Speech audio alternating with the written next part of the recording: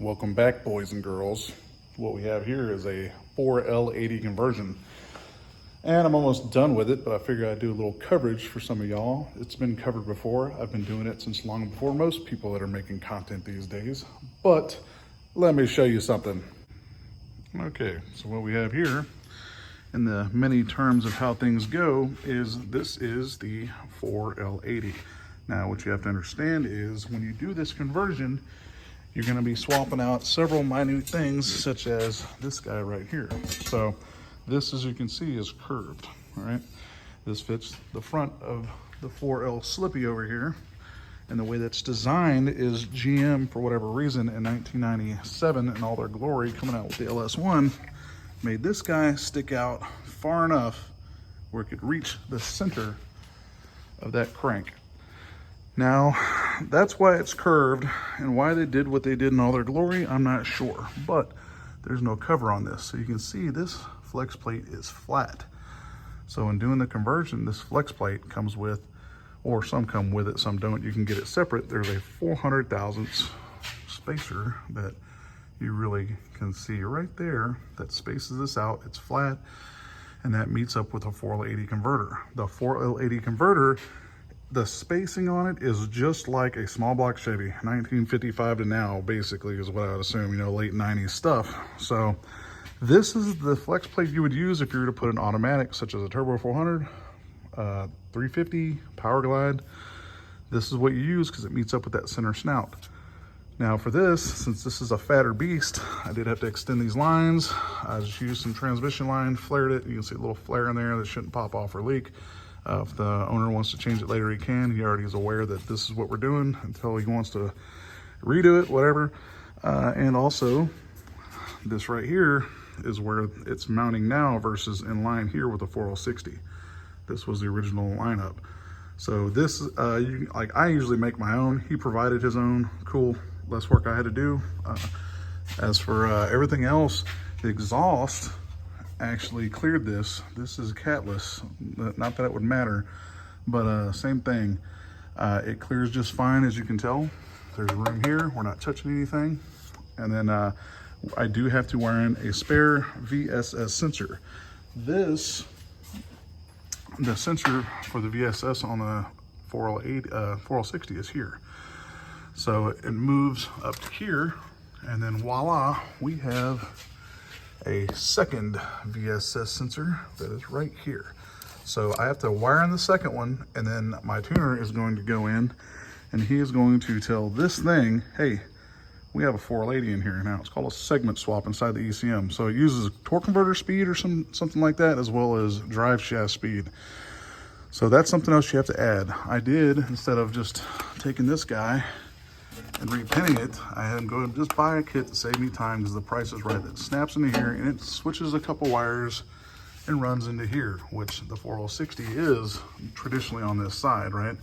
So that does that. Second VSS sensor, swap all that out. Surprisingly, all this works. So when it comes to your park neutral safety switch, so this runs here and here on the 4L60. So it is also on here for this. This is all the same part number. GM did us a favor, and they usually do for most of this stuff. So outside of that, you do go from 3 bolts holding on the converter to 6. So there's 6 bolts, not just 3. It's for the heavy duty application. And now we'll come over here and see the last thing I have to do before putting the VSS sensor in is this guy right here. My shop is a mess, forgive me, but stock drive shaft. You have to take these little guys here, take a torch, and you'll sit there and heat on this until these pop out. It'll start spitting out on both sides, this side and this side, all 4 corners. Then you can beat out that U-joint. And this he provided. This is your typical 4L80. There's like 5 different lengths of these, to be honest. Some are like a Turbo 400, some are long, some are very long, just depends on which one. So the part number for this, to convert your typical 4L80 yoke to your drive shaft, that's 4L60, part number is 447. From Precision, you can cross-reference that, but this, we've been using this for these conversions for over 2 decades now. As you can see, this side does not fit this. You go this way for this. So you go end to end, and you can tell the hardware provided is going to have a retainer here. This side, however, you can see sits inside here to here, as you can tell. That's going to have enough room for the clips inside, so that's a conversion U-joint. Outside of that, this goes pretty easy. It's a wider, heavier transmission. There is different models, so you have to be aware. Some of them, the inlet and outlet for the older models, I believe, is further up front. These are spread further apart. Not a big deal. This does mount right up for your shifter. I've not had to do anything to adjust any of this yet. And I mean, I'm just kind of that simple with it. I mean, a lot of people were worried about doing a conversion like this. I did put him a new rear seal in this while I was at it, because obviously Chevy. And yeah, it's gonna take more fluid than your 4060, but that's it, man. I just figured I'd throw up some content, give y'all something educational. These do usually come with a cover here. I don't usually put them on because I have no reason to. If you want to keep mud out of it, if you're in an off-road vehicle, I would definitely suggest it. But those of us that do not go off-roading in our daily drivers, we don't worry about it. Any questions, concerns, comments, hit me up. Like I said, I've even that old Trans Am over there, she got a 4L80 in her. It's actually converted to a 0411 ECM. But yeah, the downside I will say, this guy here, this thing has a 306 first gear. So it helps something fat like this with a little 4.8 and 5.3 get going. It even helps a 460, especially if it's stock.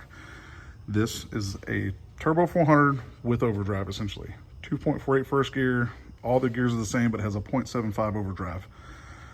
This is gonna have less mechanical advantage. And I can tell you, the Mustang over there, that little guy, my Camaro, other stuff I've done, I've gone from a 4L80 to a turbo 400. I've gained 2/10 in the 8th mile just in the 60 foot.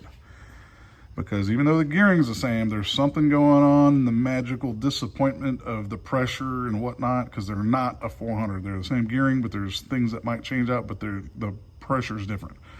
Never had a converter that would let me leave hard like the 400s. That was always foot braking. That wasn't including the trans brake, because that's kind of not fair, because you're able to get on the brake and hit it harder, flash the converter harder, whatever, depending on how you tune it. But hopefully that's helpful for you, some of you guys out there that are intimidated and scared or wondering, you know, what the details are. And the kit that you get for the VSS sensor, it's pretty cool, because it is right here amongst all this crap. And you can tell, you buy this kit, this is your second switch. This is all the tools I'm using today, and some of them I've not put up. But this is your connection to the second VSS, and it comes pinned, just like all the pins that are inside of your ECM as is. So you don't have to worry about finding these pins. I will run that, pin it, and then I will run it down here and make sure it's all tucked up safely and nicely with the rest of everything else to the second sensor. And I'll be getting getting my tuner out as soon as you can get here. Voila, she's gonna be done. Y'all have a fun night.